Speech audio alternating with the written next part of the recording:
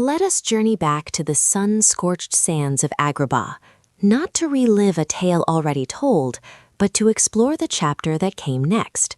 Released in 1994, The Return of Jafar wasn't just a sequel, it was a bold experiment, the very first direct-to-video follow-up from Disney Animation, forever changing the landscape of home entertainment. The story picks up 1 year after Jafar's defeat. Aladdin and Jasmine are settling into their new life, but a shadow falls when a bumbling thief named Abis Mal discovers a familiar black lamp. Jafar is unleashed, no longer a sorcerer, but a cosmic, all-powerful genie, shackled only by the laws of his new form.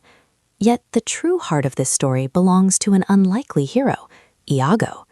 The once loyal parrot, tired of being unappreciated, betrays Jafar and attempts to win his way into the palace's good graces, setting him on a compelling path of redemption. This film was forged in a different fire than its predecessor. Produced with a fraction of the original's budget, it served as the pilot for the successful Aladdin animated series. This is why the animation, handled by Disney's television studios, has a distinct look, less fluid perhaps, but filled with its own dynamic energy. The most notable change was in the genie's voice. With Robin Williams in a dispute with the studio, the monumental task fell to Dan Castellaneta, who brought his own manic charm to the role, honoring the spirit of the character while making it his own. The soundtrack, too, charts a new course. While lacking the sweeping Broadway grandeur of the original, its songs perfectly capture the film's tone.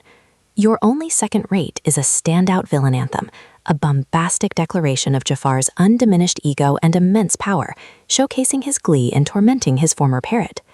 5 scenes truly define the sequel's legacy. First, Iago's initial return to the palace, where he manipulates Aladdin into trusting him, is a masterclass in comedic tension. Second, the garden confrontation, where Jafar reveals himself to Iago and forces him back into servitude. Third, the powerful moment Iago defies Jafar by saving Aladdin from execution, cementing his turn from villain to hero. Fourth, the spectacular musical number You're Only Second Rate, a visual feast of chaotic, magical power. And finally, the climactic battle. As Jafar, in his colossal genie form, tears Agrabah apart, it is Iago who makes the ultimate choice, kicking the lamp into the molten lava and destroying his former master for good. The film ends with Iago, wounded but alive, being welcomed as a true friend. It's a powerful message about forgiveness and the idea that anyone, no matter their past, is capable of change. The Return of Jafar was a phenomenal commercial success, proving a massive market existed for these stories beyond the big screen. It may not have the polish of a theatrical classic, but its courage, heart, and focus on redemption give it a unique and important place in Disney history.